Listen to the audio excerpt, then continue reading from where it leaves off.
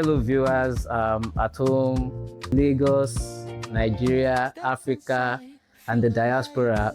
You're welcome again to the 234 side of life. And of course, you know how we do it over here. We are all about movies, music, arts, and entertainment infused with a bit of faith. Every year we profile, different great and influential individuals who are doing exceptionally well in their industry. And of course, this year we have, none but a great fish, a big fish actually. I like to call him a big fish, on set with us today. We are going to be delving into his world, to see what his journey is like and how far he's come. Without wasting much of our time, I think I should just give him the opportunity to, of course, introduce himself. That's how it's done. So, good to have you on set. You're welcome. Same here. Nice to have me. Yeah. So please, can you just introduce yourself to our audience? Let them know who we have on set today. Yeah, my name is Samuel Jonathan, popularly known as Otunba Samuel. Okay. I'm a cinematographer for 2.5 decades thereabout. Wow. But in general, over 3 decades. Wow. Professionally, over two decades. Okay. So it's a long journey. It's a long journey. Okay. Of course, I read his bio and I'm like, woo, so many blockbusters in Nollywood that we have seen. Are part of his purview, his works. Before I get into some details about his bio, about his profile, can you just give us a little bit of, a background? How did you start this journey? When did you start from? Why did you even choose cinematography? Is it something you've always wanted to do, or somehow you dabbled into it, or give us some insight? First and foremost, I give respect to my dad. He's late now. Wow. So he's a photographer and videographer. Okay. So you can imagine. So I started with him when I was in GS3. Wow. So I started and do videography. So sometimes when he gets jobs, so he will be the one to do the photography. So I will be the one to do the videography. Wow. So I wasn't taught there. So he always give me chair to stand on so that I can capture the events. So, and it's gather process. So what he did for me was, and what I learned from me was, anytime I record, he always tell me, play back and see what you did. So if you have any mistakes, you can correct it in your next project. So, and that thing keeps me going. So from there, people started calling me in outside my dad, give me jobs, travel to outside Lagos. Sometimes I even travel by road to outside Nigeria to go and do video coverage. Wow. So I was in secondary school. So I went to Esake for Lasso. So sometimes I would do school to come and do some coverage. Then there was no phone. So whenever they're around, they'll come to my house to come and look for me, and they want to record. So I have my friends too. They are into videography too also, and I learned from them too also. Wow. So nice. And I could remember it was a long journey. Nice. It was a long journey. I'm going to blow his on a little bit. If you have seen recent releases like Kill and Co, like Mending, even to O and Betsy's, and you're wondering who is the badass, visual storyteller behind the camera. It's such a honor. Hijack 93. Hijack 93. Just give us a few more of your purview of your films. Wura. I've seen Wura. Wow. See the Johnsons. Wow. I don't know, guys. I've seen Osh back then about 10 years ago now. Wow. Osh. So, wow. And these films are all on all the media, so on Netflix, on Amazon, even on DSTV, Africa Magic. The films are all there. So recently you were announced as one of the top 10 cinematographers in Nigeria. How does that feel for you? Wow. It was amazing. I was so happy to see my names on the first 10 2025 blockbuster. Wow. Best cinematographer. Wow. So before now, I train some guys. I do see them there. Wow. You know, so when I saw mine too, also I was amazed. Yes, I think it deserves a lot of round of applause for you. So I mean, I also wanted to just I don't think many of us talk about the business of film. I just want to ask, as cinematographers, are they rich? Because when we see those films, like on that top 10, and we saw the box office sales that these your films are making, you understand? So where does the money in that film? I mean, do cinematographers also get to, you know, enjoy part of these big returns? Wow. See, I like to be the part of production part of it, the technical aspect of it. Yes. Producers have the more money than the technical aspect of it. But by the grace of God, yes, this is what I've been doing. At least I have my own house. Nice. I built. Yes. I don't live there. I rent it out. I have my cars. I have my family. Yes. So at least I'm comfortable. Hallelujah. By the grace of God. That's so great. sometimes you have some job outside Nigeria. You have to go. You have to go. Of course, So, I know he's just trying to be humble anyway. I mean, we all in the arts, we all try to be humble because art is already a very good business, and even in this our own economic climb, the creative economy is growing, and it's just for us to keep exploiting, you know, so exploiting and exploring that industry.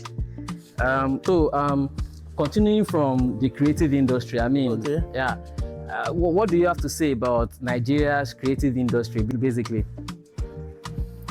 Yeah, to be sincere, Nigeria creative industry, there's more money in it, but we don't get to see it.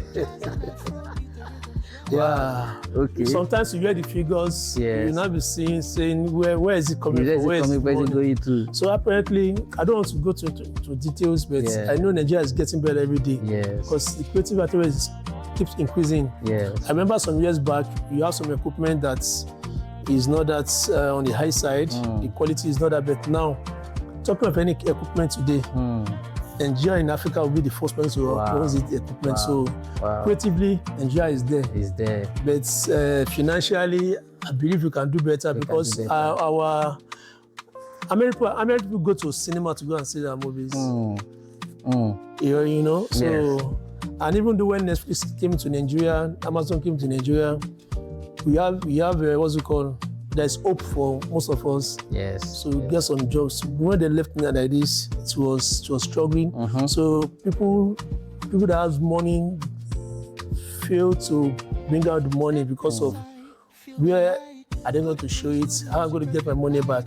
It has been a struggle, but since I got it better, thank God for multi-choice eminence. You know, sometimes they commissions some projects out there. So and talking of commission projects, you also see the producers. You know, most of them reach their pockets, but I believe in one thing: whatever you're getting from there, give back to society. Yes. It's how Nigeria factors. When they get some project like that, they'll first and foremost solve their problems. Yes. So at the end of the day, so you affect the quality of the project.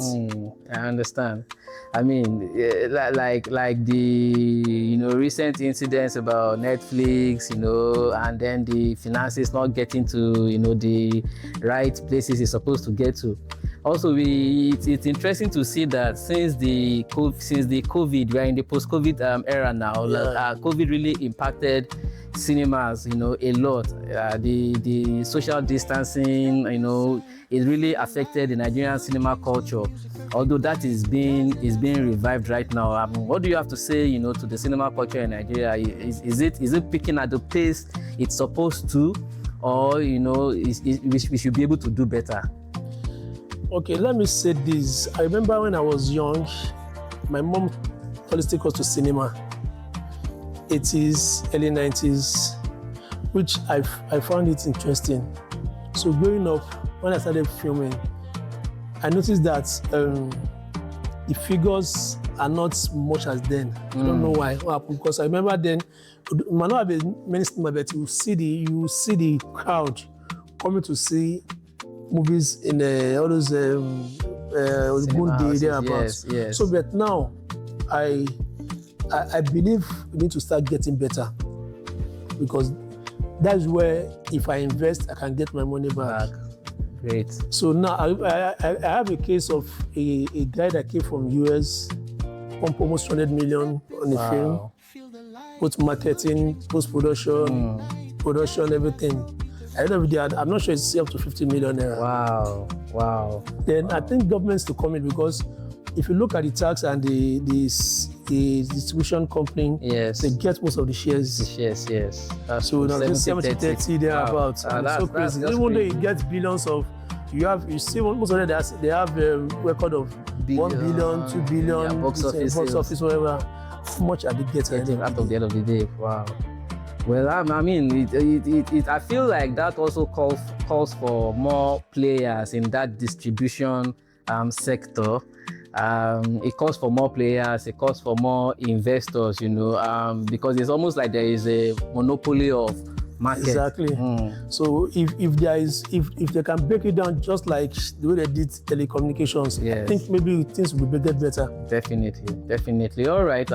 Thank you again. I just want to ask, who were your early influences? I mean, of course, we know that your dad, he trained you and groomed you in that space. But are there 1 or 2, 3 people that you saw their work while you were growing up also that sort of influenced you? Who are they? So I will mention, when I was my dad, I just got that I need to do more because it's a videography. And then I talked to myself, there's cinematography, there's people that do films and go. Let me just go into it and So I met one of my guys that worked with Kistogoro Sake. Okay. So he's my mentor. Nice. Kistogoro Sake, respect to you, sir. Shout out. He's my mentor, he's my boss. So he didn't give me fish. He taught me how to fish. Nice. So it's my number one. Kingsley Oguru. Yes. Popularly known as Sake.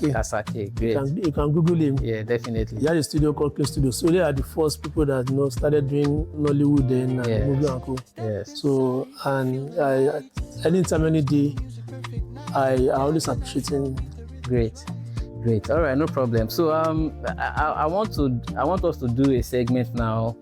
It's different from the normal interview sessions we've been doing. I'm calling it myth or fact.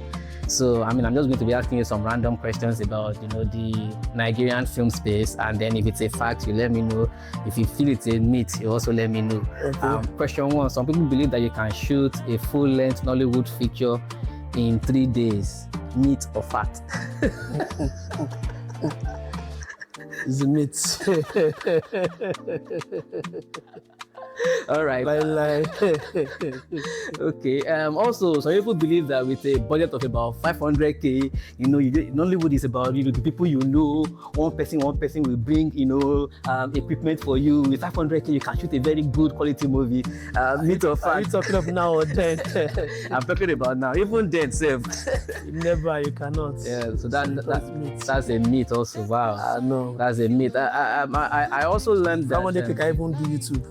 YouTube now is almost like 10 million naira, 12 million naira. Wow. 8 million naira. Wow. We don't know people now. Wow. So Nollywood is for the money makers. It's for those that have the money, the game. Not just about ideas alone. Third one on the myth or fact. I heard that the time frame to sort of post production is about 90 days. That's like 3 months. Is that a myth or fact? That is facts. Wow. In fact, sometimes it can take 6 months, a year, 2 years post-production. Wow. Yeah. Wow. So that's why some people, strategically, they only release one movie in a year because it takes a whole lot of time. A lot. Okay. All right. That's good. So, it goes through a lot of process. Great. So not just edit. Music we're doing is one part of it. Color grading is there. Just break it down.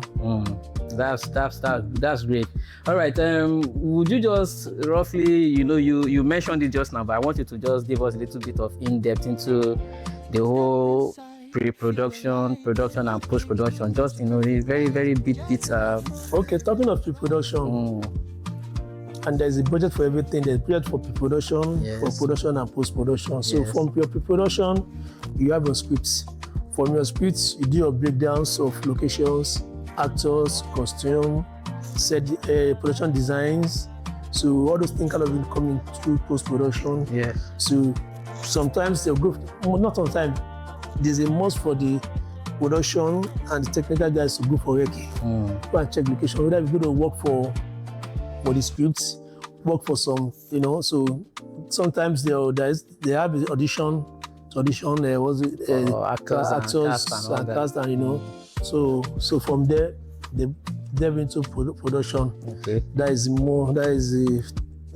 very, very, very core department, production. So set a date to shoot. Sometimes you see actors or something, one or two things that might want to mess you up, is to keep pushing. So the only thing I always say when it comes to production is don't try to break your set. Make sure you finish your production. But what is to do, even though there is money is not forthcoming, there is a problem, fix it and move on. Because if you stop shoots to bring everybody back, then it'll be crazy. So after a production, so you go to post-production. Great. So post-production we have DIT. So DIT means when we are on the set filming, you have your digitizer that gets your footages, you know, and sort it out, you know, merge it with audio. Wow. And arrange it for editors. So you have offline, you take it all from there, edit it from offline to online. Wow. So from online will now send it to probably want to subtitle it, send it to music, to score it, and sound design.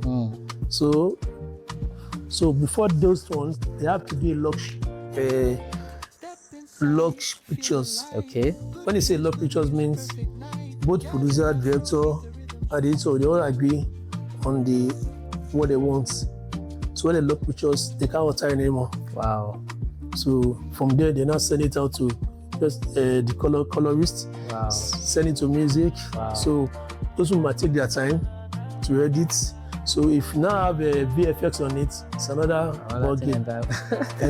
So for Killer Uncle, there is VFX there. Yes. So and it took a lot of 6 months thereabouts to get it done. Wow. In fact, he almost got a quarrel sometimes with the producer and me. So I have to come in, step in, and just what can we do? Do we need to add more money for this to come? Because there is a time frame. Yes. So sometimes if some producers have a time frame for them to get it done so that they can reach to the market. So if you look at Funke Akindele and Co, Tony Imako, Oyabo, all of them have, whatever they start filming, they already have date of release already. So everybody now be working simultaneously to get it done. Wow. Interesting. So filmmaking is a lot of calculated effort. A lot. And everybody is important in filmmaking. Wow. Even though you are a PA, an intern, whatever, the lowest person is important. Wow. If anybody doesn't do their job very well, it can mess you up. Wow. Interesting. Okay. I'm still going to ask a few more questions, but I also wanted to have another segment with you. Okay. And this segment, I call it This or That. Okay. So I just want to know your preferences, you know, in the game, in the industry. So first of all, I want to ask, cinema or online streaming, which one do you prefer? Cinema. Wow, beautiful. Okay. In terms of cameras, I mean, this is more like doing paid advert now for you guys. So Sony or Blackmagic? Sony is the best. Wow. And I can give you reasons because I grew up Sony cameras that's been there for a long time, and the skin color is good for Africa, especially black. So I just finished shoot with a faith-based church, so we make use of Sony and have a crisp picture. Great. The color science is mad. Great. One more for sound. Which is the best you think you would go for sound in terms of equipment? We are talking of sound. I'm more a technical person on camera, but at least I know a little sound. So I know there's this particular device we call sound device. Okay. So I think they are the best now in town. Okay. So I would rather recommend any sound device equipment, audio equipment, Okay. to use. Okay, so that's sound device or Zoom recorder. So sound No, device. sound device is higher version of Zoom recorder. Just more what's it called? That can I put it just for you to record on. Or sometimes people put what's it called mic on Zoom recorder. But Okay, for sound the device. best one is sound device. Great. Talking about faith, like I said, we on our side we mix arts, culture, entertainment, and we have a touch of faith, in our content. So talking about faith, are you a spiritual person? Let's start from there. This Nigeria will teach you how to be a spiritual. So if you are not spiritual, you are a dead man just walking. Wow. So you have to. Sometimes I'm not a prayer person, but I'll just say one word or two words, and I know I got the answer. Spirituality. As a matter of fact, people always ask, can you separate spirituality from creativity? We put them together. Yes. For me, I won't separate it because they work in hands together. So sometimes I will just wake up in the morning and say, God, please increase my creativity. Anytime I want to go and work in the morning, God, please increase my creativity. Interesting. Increase my skills. So at that moment, sometimes you might be filming, you'll be blank. Exactly. So sometimes I got to go out for go this way. You understand? So, and I have experience filming in other states, other local states that they are more of spiritual aspects. Wow. Sometimes I power my camera, it didn't record. Wow. There's nothing I didn't do, it didn't record. Wow. So I go back to my hotel. We couldn't finish filming anymore. So I go back to my hotel. I prayed. I switched to power it and it triggered. Wow. I started recording back again. So a lot of experience I've had on that. So sometimes you have to be spiritual. As a matter of fact, authoritatively, I can confirm that sometimes when there is creative block, prayer sometimes makes that ideas flow again. Even though in offices you are working at, there is Ogunlayi. Wow. So, okay.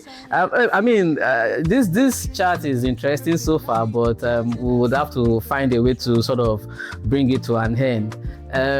Before we wrap up, first of all, I always like to ask industry giants like you. Almost 3 decades in the game. That's not a beans. For those coming behind, the younger generations, what's one unique advice would you give, in the creative industry generally? Number 1, humility. 2,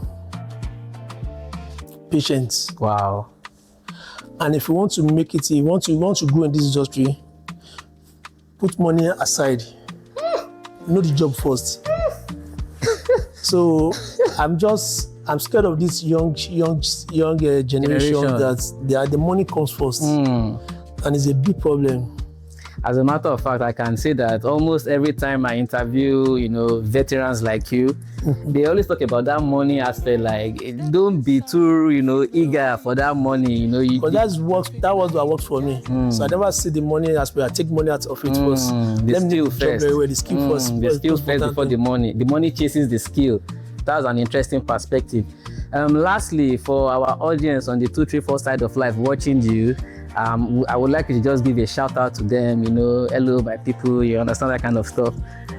234 Inting, 234 side of life. Hello, keep watching 234 side of life. Yes, sir. Thank you. Awesome. Thank you. To everybody, thank you for your time. Also shout out to all the crew and team people that worked with us on this project. Shout out to AP Studios, shout out to Shodi, shout out to T-Shirt, Homeland Studios, T-Shirt, Homeland Studios, shout out to Eledumare Studios. This beautiful outfit, shout out to Simply Simple. I'm about to say itself. I want to say the designer did a great job. Great job, yeah. Simply Simple Fashion House. Even I saw the even colors. mine too. I'm the kind of person that if you saw me very, know me very well. Of course, That dark colors. Dark colors. But when I saw this, no, this is amazing. Great. This is amazing. Great. I really love it. Great. And for the first time, I'm having a photo shoot. Yeah. So imagine my dad is a photographer, so I don't do photo shoots. Wow. But I do pay people to. I can sponsor people to go and do photo shoots, but me. Wow. So I think I'm going to use it for my 50th birthday. Wow, nice. Happy birthday in advance. And of course, to Swaglens Media, my homeboy, my day one, always there. Thank you so much for always showing up. Of course, we have to bring this one to an end. We'll be previewing this in our magazine. When the magazine is out, the print, you'll get it. It will be available in print and also in digital format. And of course, you'll be catching this also on YouTube, on Intin Digital channel. Follow us. What else will we say? Thank you, Otunba Jonathan. Thank you so much. And by the way, that is the technical director on A Family That Prays, a film by Intin Digital. It's a Christian film anyway, and of course I'm sure that when we call on you for you to help us with more jobs, I'm available. Definitely. Thank you so much, sir. Also all our audience, cheers, peace out, have a great rest of the day. Love you. Thank you, Mama.